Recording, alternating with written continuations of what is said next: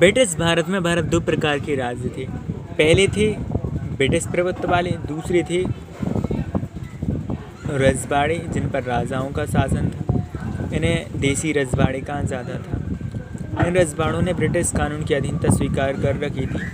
पहले तो थे वो ब्रिटिश प्रभुत्व वाले जिनका सीधा ही बिल्कुल नियंत्रण था, अंग्रेज सरकार के नियंत्रण में थे, है ना। तथापि इनके अनुसार ही राज का शासन चलाते थे, मतलब अंग्रेज सरकार के अनुसार ही दोनों जो रजवाड़े थे शासन चलाते थे। इंस्ट्रूमेंट ऑफ टैक्सेशन पर हस्ताक्षर के अंतर्गत लगभग सभी रजवाड़े जूनागढ़, कश्मीर, मणिपुर को देश छोड़कर, जिनकी सीमाएं भारत की नई सीमाओं से मिलती थी, 15 अगस्त 1947 से कुछ समय पहले ही भारतीय संघ में मिला लिए, मतलब इतनी तारीख को मिला लिए गए थे पहले ही, इनको सबको छोड़कर। स्वतंत्रता से तुरंत पहले ही ब्रिटिश शासन द्वारा यह घोषणा की गई कि ब्रिटिश के प्रभुत्व वाले हिस्सों के साथ साथ रजवाड़े भी स्वतंत्र हो जाएंगे। जो ब्रिटिश के प्रभुत्व हैं और जो रजवाड़े वो भी स्वतंत्र हो जाएंगे, जिनकी संख्या 565 थी। ब्रिटिश शासन का यह भी कहना था कि रजवाड़े अपनी इच्छा अनुसार भारत पाकिस्तान में रख सकते थे, है ना, स्वतंत्र अधिकार। भारत या पाकिस्तान में शामिल होने का निर्णय का अधिकार प्रजा को न देकर राजाओं को दिया गया था। यह एक बड़ी समस्या थी, जिससे भारत की अखंडता को समाप्त होने का भी भय था। एक क्वेश्चन यह भी बनता है कि सबसे पहले त्रावणकोर के राजा ने अपने राज्य को आज़ाद करने की घोषणा की थी। तो किस राजा ने की थी? त्रावणकोर की।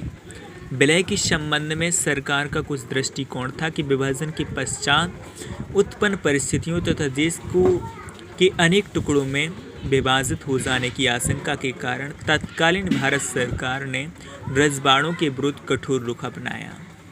इस दौरान तत्कालीन गृह मंत्री सरदार वल्लभ भाई पटेल ने रजवाड़ों के शासकों को भारत के साथ विलय के लिए बहुत खूब समझाने का प्रयास किया। फलस्वरूप अधिकांश रजवाड़े भारत में विलय हो गए। इससे क्या हुआ? अधिकांश रजवाड़े विलय हो गए भारत सरकार के द्वारा।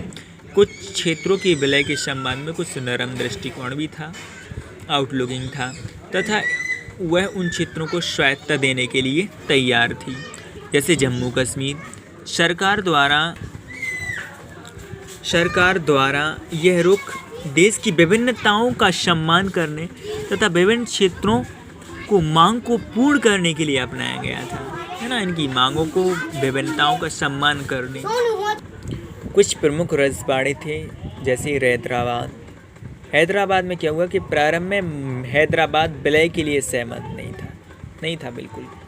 यहाँ के शासक निज़ाम का मत था कि हैदराबाद को स्वतंत्र रियासत रजवाड़ा का दर्जा प्रदान किया जाए। इस संबंध में नवंबर 1947 में निज़ाम ने भारत सरकार के साथ 1 वर्ष के लिए यथास्थिति बहाल रखने संबंधी समझौता किया। कौन सा? यथास्थिति बहाल रखने संबंधी समझौता किया।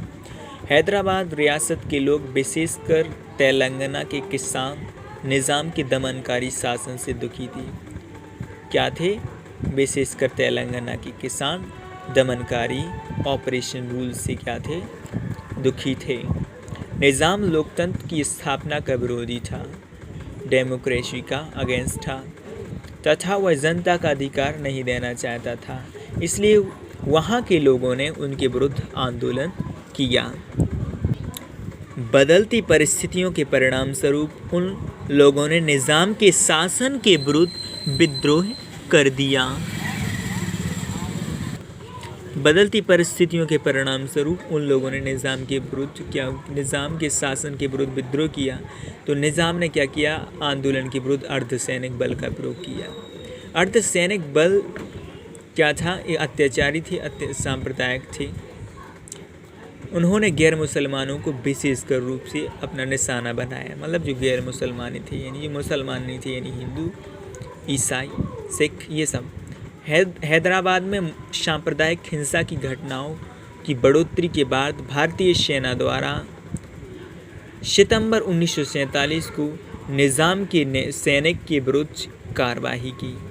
परिणाम स्वरूप कुछ समय पश्चात निजाम के आत्मसमर्पण के साथ ही हैदराबाद का भारत में विलय हो गया।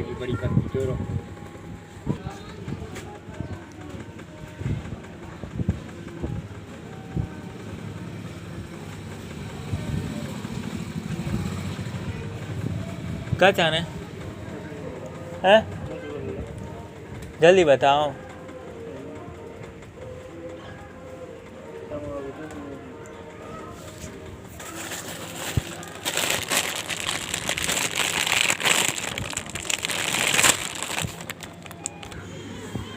देखिए, हैदराबाद रियासत के कुछ हिस्से वर्तमान में महाराष्ट्र, कर्नाटक तथा बाकी हिस्से आंध्र प्रदेश में आते थे। मतलब वहीं के आसपास के हैदराबाद है ना,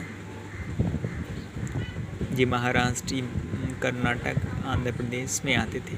हैदराबाद की रियासत सबसे अधिक अमीर थी तथा इसके शासक निज़ाम की गिनती विश्व के अमीर लोगों में की जाती थी। ये भी हमें ध्यान रखना। मणिपुर का हमें देखिए महाराजा बोधचंद सिंह याद ध्यान रखना, इनका नाम मणिपुर का तो अपने आप ही पूरा हमें याद हो जाएगा। कैसे कि स्वतंत्रता से कुछ दिन पूर्व ही मणिपुर के महाराजा बोधचंद सिंह ने भारत सरकार के साथ भारतीय संघ में अपनी रियासत के विलय से संबंधित सहमति पत्र पर हस्ताक्षर किए थे। विलय जो सरकार से किया इन्होंने अपनी रियासत के विलय से संबंधित सहमति पर हस्ताक्षर किए थे कुछ दिन पूर्व ही स्वतंत्रता से। उन्हें यह आश्वासन दिया गया कि मणिपुर की जो आंतरिक स्वतंत्रता है ना बरकरार सुरक्षित रखी जाएगी। मणिपुर विधानसभा में भारत में विलय के प्रश्न पर गहरे मतभेद थे। ये था पूरा वर्ड है ना कि मणिपुर कांग्रेस की विलय के पक्ष में थी जबकि अन्य पार्टियां इसके विरुद्ध थी। 1948 में जनमत के दबाव के कारण तत्कालीन महाराजा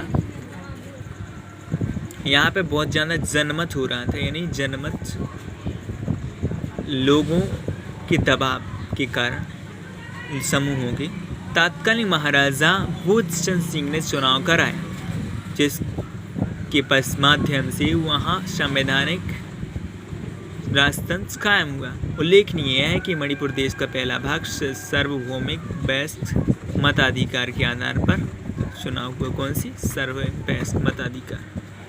अर्धसैनिक बल को क्या कहा जाता है? अत्याचारी सांप्रदायिक।